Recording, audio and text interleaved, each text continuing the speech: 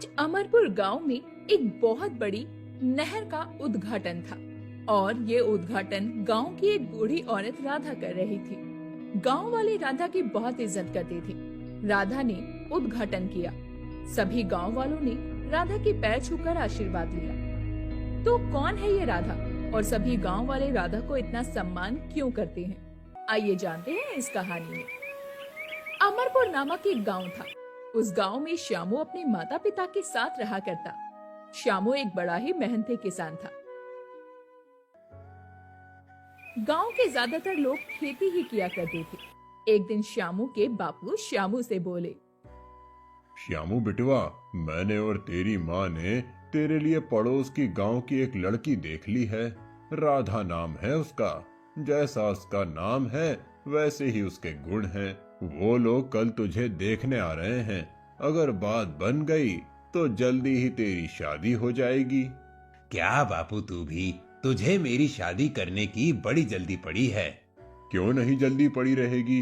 अरे तेरी शादी हो जाएगी, घर में बहू आएगी तो माँ को भी आराम मिलेगा और मुझे भी समय पर चाय मिलेगी। ठीक है फिर बापू, तुझे जैसा लगे तू देख ले।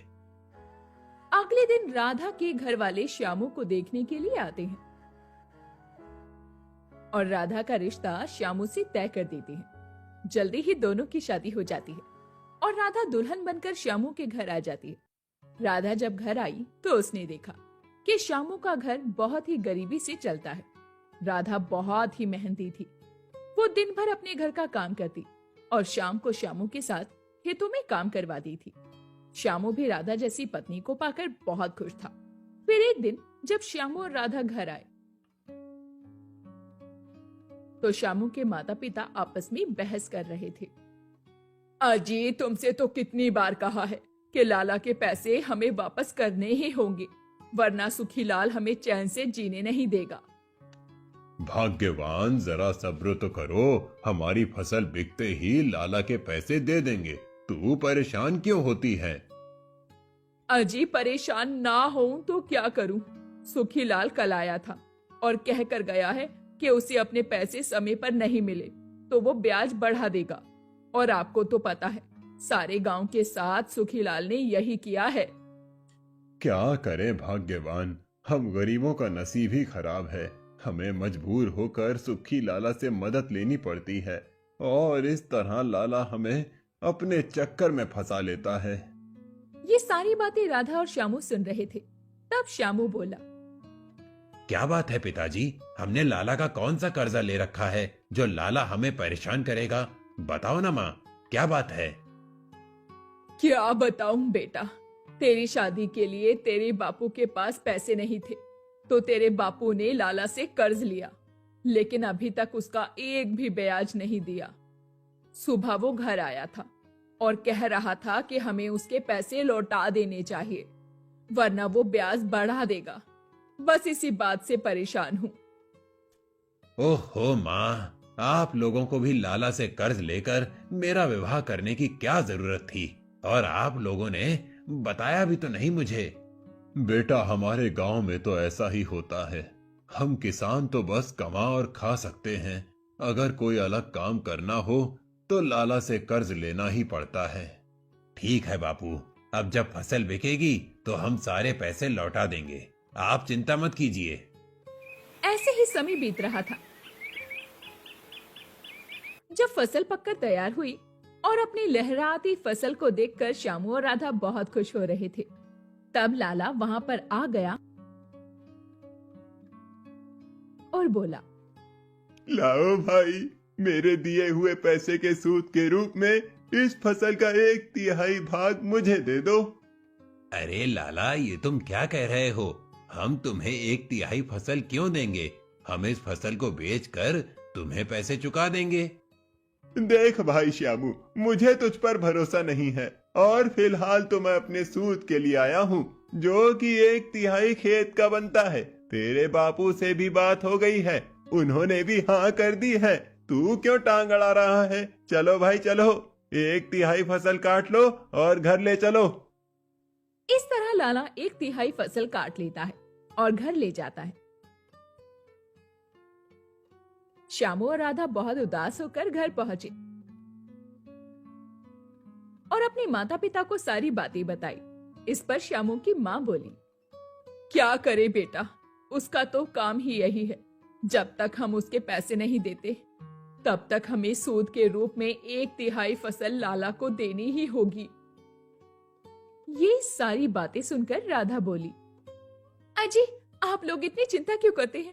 हम तो ऐसा करेंगे कि जो हमारे खेतों में लगे हुए बंजर खेत है ना, हम उनकी भी जुताई करेंगे और सुखीलाल का कर्ज उतार देंगे। राधा की बात सुनकर सभी लोग बहुत खुश हो जाते हैं। समय बीतता है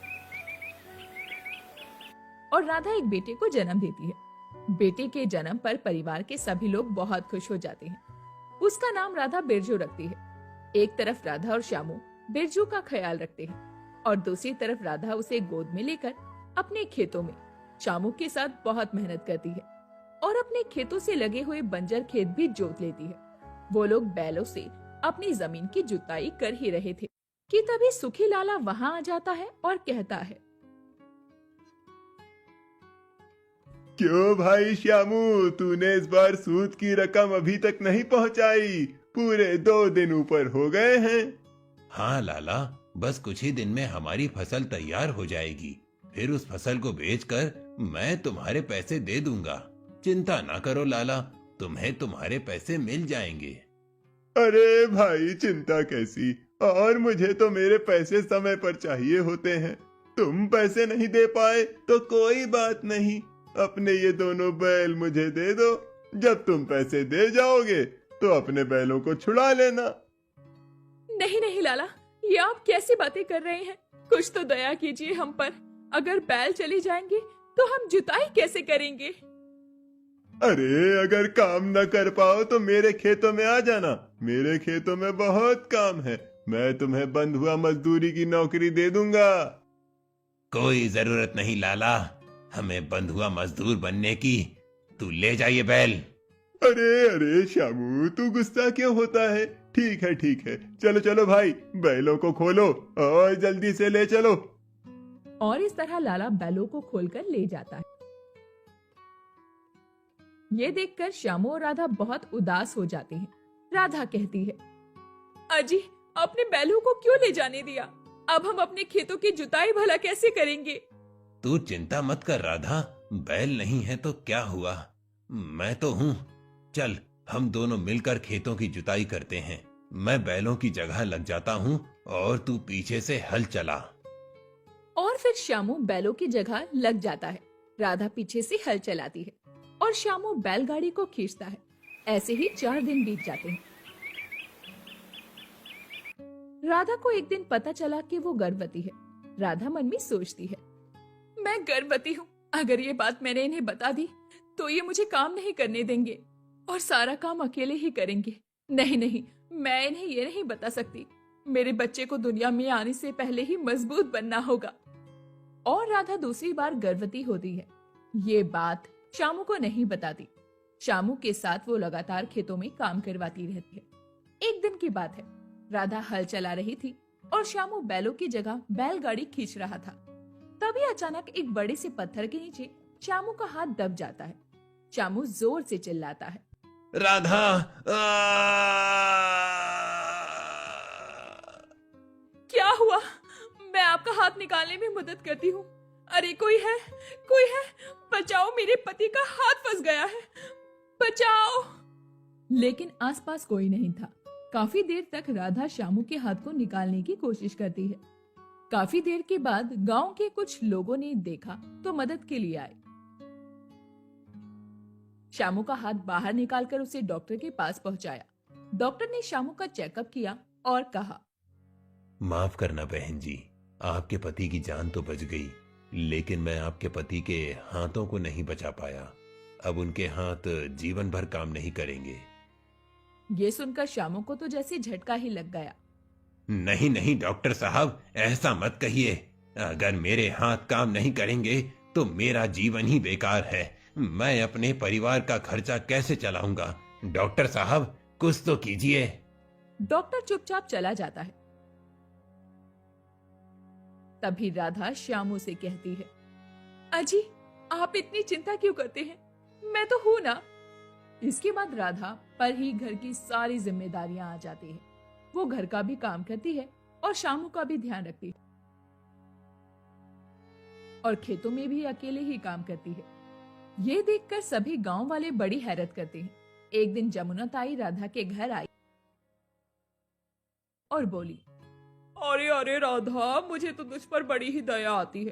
तू बेचारी अकेले क्या क्या संभाले, अपने दोनों बच्चों को संभाले, अपने खेतों को संभाले या अपने अपाहिज पति को। ये सुनकर राधा गुस्सा होते हुए कहती है, जमुना ताई, आपके जो मुंह में आता है आप वही बोल कर जाती हो। किसने कहा मेरे पति को अपाहिज कहने के लिए?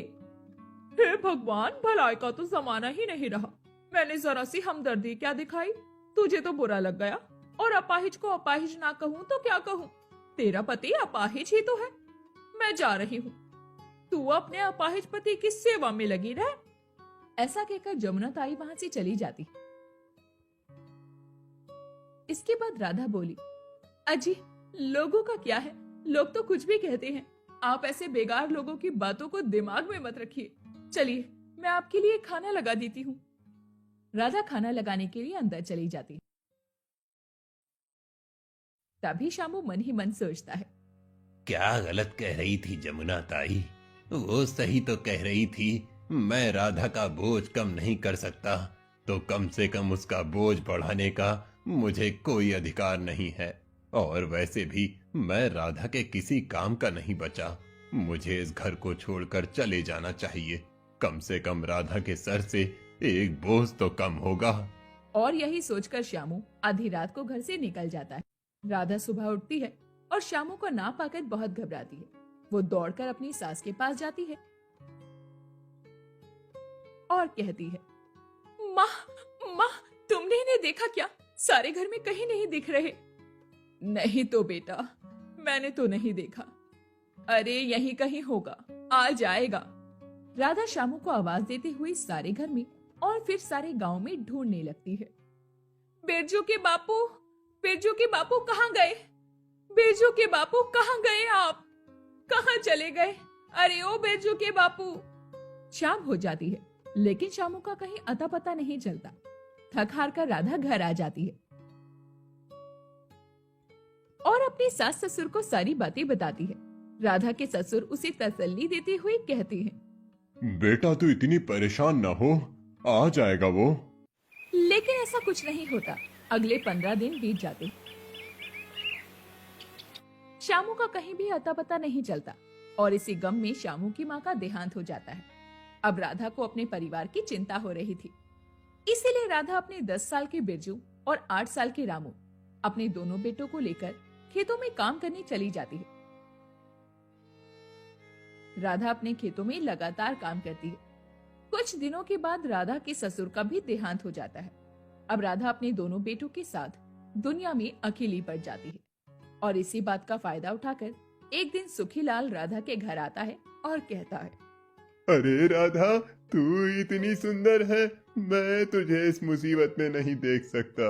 मैं तो कहता हूँ तू एक बार हाँ कह दे, मैं तुझसे शादी करके तुझे रानी बनाकर रखूंगा और तेरे दोनों बेटों को भी पाल लूंगा।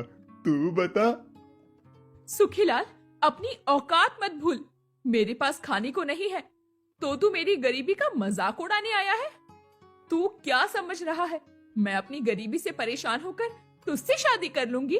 ये तेरी भूल है। सुखीलाल, मुझे तेरी जरूरत नहीं है। मैं अपने दोनों बेटों के साथ अपनी जिंदगी अकेले गुजारने के लिए काफी हूँ। चला जा यहाँ से। आज के बाद यहाँ कभी मत आना। तेरा लगान तेरे घर पहुँच जाया करेगा। अरे मैं तो तेरे ही भले की बात कर रहा था। ठीक है, जैसी तेरी मर्जी। ऐसा कहकर सुखीलाल वहां से चला जाता है। अब राधा खेतों में फसल उगाती है और हर बार लाला आकर 1/3 फसल ले जाता है। राधा बहुत ही गरीबी में अपना जीवन गुजार रही थी। राधा जिस गरीबी से गुजर रही थी, लगभग सारा गांव भी उसी गरीबी से गुजर रहा था। लेकिन ये मुसीबत कम थी जो प्रकृति की तरफ से एक आपदा आ गई। गांव में अचानक एक दिन बाढ़ आ गई। सारी फसलें बर्बाद हो गई। लोग जैसे तैसे अपनी जान बचाकर यहाँ वहां छुप रहे थे। राधा भी अपने दोनों बेटों को लेकर एक पेड़ के किनारे आ गई। 2 दिन बाद बाढ़ का पानी नीचे उतरा। सभी गांव वाले गांव में वापस आए तो देखा कि उनके घर टूट चुके थे, उनकी फसलें और उनके खेत तबाह हो चुके थे। ये देखकर गांव के सरपंच ने कहा, गांव वालों, अब इस गांव में रहने के लिए और खेती करने के लिए ना ही घर बचे हैं और ना ही खेत। अगर हम इस गांव में रहे तो हम भूखे ही मर जाएंगे। मेरा तो मानना है कि हम सभी लोगों को यह गांव छोड़कर चले जाना चाहिए। शहर में जाकर मेहनत मजदूरी करके कुछ कमाएंगे तो कम से कम जिंदा तो रह पाएंगे। सभी गांव वाले सरपंच का सपोर्ट करते हैं और कहते हैं, हाँ सरपंच जी, आप सही कहते हैं। हम सबको जल्दी से जल्दी ये गांव छोड़ देना चाहिए। यहाँ हमारे लिए कुछ नहीं बचा है। सभी लोग गांव छोड़कर जाने की तैयारी कर रहे होते हैं। तभी राधा के दोनों बेटे राधा को आकर सारी बातें बताते हैं। ये सुनकर राधा दौड़ती हुई आती है और गांव वालों को रोकते हुए कहती है, रुक जाइए, आप लोग ऐसे इस गांव को छोड़कर नहीं जा सकते। क्यों नहीं जा सकते राधा? आखिर गांव में अब बचा ही क्या है रहने के लिए? हमें अगर अपने आप को जिंदा रखना है तो इस गांव को छोड़कर बाहर जाना ही होगा। सरपंच जी सही कह रहे हैं। इस गांव में हम अपनी जिंदगी चला रहे थे, लेकिन बाढ़ ने तो सब कुछ तबाह कर दिया है। अब तो बाढ़ के बाद यहाँ पर ना खेत बचे हैं ना घर। हम क्या करेंगे? चलो चलो, हम चलते हैं यहाँ से। अगर आप इस गांव की मिट्टी को छोड़कर जाएंगे तो क्या दूसरा शहर या गांव आपको अपनाएगा? नहीं, कहीं मत जाइए। इस गांव से हमारा जीवन भी जुड़ा है, हमारी इज्जत भी जुड़ी है। हमें इसे छोड़कर नहीं भागना चाहिए। हम सब मिलकर मेहनत करेंगे और फिर से इस गांव के खेतों को खेती के लायक बना लेंगे। मेरा भरोसा कीजिए, कहीं मत जाइए। राधा ऐसा कहती है, लेकिन कोई भी उसकी बात को नहीं सुनता। तब राधा अपने दोनों बेटों के साथ अपने खेतों में जाकर हल चलाने लगती है। ये देखकर सरपंच जी कहते हैं, गांव वालों, जब राधा औरत होकर इतनी हिम्मत वाली हो सकती है और इतनी मेहनती हो सकती है, तो हम क्यों गांव छोड़कर चले जाएं? हमें भी मिलकर राधा के साथ डटकर काम करना चाहिए। मुझे यकीन है जो राधा कह रही है वो सच होगा। इस तरह सभी गांव वाले रुक जाते हैं और वापस से अपने अपने खेतों और घरों पर मेहनत करने लगे। जल्दी ही गांव में सब कुछ पहले जैसा ठीक होने लगता है। लोगों की खेती होने लगती है, लोगों के घर बन जाते हैं। इसी तरह गांव का जनजीवन सामान्य हो जाता है। फिर समय बीतने लगता है। अब कई साल बीत चुके थे। राधा के दोनों बेटे जवान हो चुके थे, जिसमें रामू तो स्वभाव से बड़ा ही शांत था, लेकिन बिरजू ने बचपन से ही सुखीलाल का जो रूप देखा था, जो गरीबी उसने झेली और जीवन ने उसे जो कुछ भी सिखाया, उससे वो बहुत गुस्सैल हो गया था। एक बार फिर फसल पककर तैयार थी। तभी सुखी लाला वहां अपनी लगान लेने आ गया। हाँ भाई, अपने खेतों की 1/3 फसल मुझे दे दो ताकि मैं लेकर चला जाऊं। चलो चलो, जल्दी से फसल काटो, चलो। ये सुनकर बिरजू अपने गुस्से पर काबू नहीं कर सका और बोला, सुखी लाला, हम सालों से तुझे लगान देते आ रहे हैं, लेकिन तेरा लगान अभी भी बाकी ही है। मुझे तो तेरा हिसाब किताब कुछ समझ नहीं आता। अरे बिरजू, तू तो अनपढ़ है, तुझे क्या समझाऊं? कोई पढ़ा लिखा हो गांव का तो उससे बात करा दे, उसे समझा देता हूँ। अरे तेरी माँ को तो मैंने कितनी बार कहा था कि मुझसे शादी कर ले, लेकिन इसी को गरीबी की जिंदगी अच्छी लगी, वरना आज तुम सब राज कर रहे होते। सुखी लाला, अपनी जुबान पर काबू कर, वरना तेरी जुबान को खींचकर बाहर निकाल दूंगा, समझा? अरे बिरजू बेटा, मुझ पर इतना गुस्सा मत हो। मेरा लगान दे दे और मुझे जाने दे। लाला 1/3 खेत की फसल काटकर ले जाता है और बिरजू गुस्से से आग बबूला होकर रह जाता है। एक बार की बात है, सुखीलाल की बिटिया देविका वहां से जा रही थी। तभी तभी बिरजू ने उसे देख लिया और बोला, कहाँ जा रही हो चम्मक छल्लो? बोल तो मैं तुझे छोड़ देता हूँ। देख बिरजू, अपनी जुबान पर काबू रख, वरना मुझसे बुरा कोई नहीं होगा तेरे लिए। ऐसा क्या कह दिया मैंने? मेरे पास गाड़ी या साइकिल तो नहीं, तू कहे तो तुझे अपने कंधों पर बैठाकर छोड़ दूं। चला, छोड़ देता हूँ तुझे। और ऐसा कहकर बिरजू ने देविका का हाथ पकड़ लिया। देविका ने अपना हाथ छुड़ाकर उसे एक थप्पड़ मारा और सीधे अपने पिता के पास जा पहुंची। उन्हें सारी बातें बताते हुए बोली, पिताजी, अगर आपने बिरजू को सबक नहीं सिखाया तो मुझसे बुरा कोई नहीं होगा। तू चिंता मत कर बेटी, मैं आज ही पंचायत बुलाता हूँ और उस बिरजू को अच्छी तरह से सबक सिखाऊंगा। सुखीलाल ने पंचायत बुलाई और सभी लोगों को सारी बातें बताई। बहुत बहस होने के बाद इस बात पर सरपंच ने फैसला सुनाया। बिरजू, तूने देविका के साथ बदतमीजी की है, इसीलिए पंचायत का यह फैसला है कि तुझे इस गांव से 6 महीने के लिए बाहर किया जाता है। बिरजू ने बहुत सफाई दी, लेकिन किसी ने उसकी एक ना सुनी और उसे 6 महीने के लिए गांव से निकाल दिया गया। बिरजू वहां से चला गया। बिरजू जंगल से जा रहा था, तभी उसे रास्ते में डाकुओं का एक गिरोह मिला। डाकू बिरजू के पास आकर रुके और उसमें से डाकुओं का सरदार बोला, क्या तुझे सुनसान जगह से गुजरते हुए डर नहीं लगता? मैं किसी से नहीं डरता। तू कौन है जो मुझे डराने की बात कह रहा है? मैं डाकू मंगल सिंह हूँ, लेकिन तेरी आंखों में जो गुस्सा और जुनून है वो मुझे बहुत पसंद है। आज के बाद तू भी हमारे गिरोह का साथी है। और इस तरह बिरजू अब डाकू मंगल सिंह के साथ मिलकर डाकू बन गया। दूसरी तरफ जब ये बात राधा और उसके बेटे रामू को पता चली तो दोनों को बहुत ज्यादा दुख हुआ और रामू बोला, माँ, बिरजू के साथ इंसाफ नहीं हुआ। लाला ने तो तुम्हारे साथ कितनी बार बदतमीजी की है, तो उसे तो किसी ने गांव से बाहर नहीं निकाला, और अगर बिरजू से ये गलती हुई तो उसे सीधा गांव से बाहर निकाल दिया। ये तो गलत है ना माँ? बेटा, गरीब लोग कभी सही नहीं होते और अमीर हमेशा सही होते हैं। हम इसमें कुछ नहीं कर सकते। ऐसे ही कुछ दिन बीत जाते हैं। अब सुखीलाल की बेटी की शादी तय हो चुकी थी। एक दिन सुखीलाल राधा के पास आया और बोला, देखो राधा, अगले हफ्ते मेरी बिटिया की शादी है और मुझे डर है कि बिरजू कहीं मेरी बेटी को कोई नुकसान न पहुंचाए। नहीं नहीं लाला, मेरा बेटा तुम्हारी बेटी को कोई नुकसान नहीं पहुंचाएगा। तुम निश्चिंत होकर शादी की तैयारी करो। मुझे तो ऐसा नहीं लगता। मुझे तो लगता है कि कहीं वो मेरी बेटी को मार ही ना डाले। लाला, मैं तुम्हें वचन देती हूँ, तुम्हारी बेटी को कुछ नहीं होगा। तुम अपनी बेटी की शादी की तैयारी निश्चिंत होकर करो। और इस तरह अगले हफ्ते लाला की बेटी की शादी हो रही थी। तभी अचानक बिरजू बदला लेने के इरादे से उसके घर धाबा बोल देता है। वहां पहुंचकर वो सुखीलाल को जान से मार देता है और उसकी बेटी को घोड़े पर बिठाकर भगाकर ले जाने लगता है। तभी राधा कहती है, रुक जा बेटा, वरना मैं तुझे गोली मार दूंगी। मैं तेरा बेटा हूँ, तो मुझे नहीं मार सकती। बिरजू राधा की बात सुनकर नहीं रुकता और आगे बढ़ता रहता है। तभी वहीं पर पड़ी एक बंदूक उठाकर राधा बिरजू को गोली मार देती है। बिरजू वहां पर मर जाता है।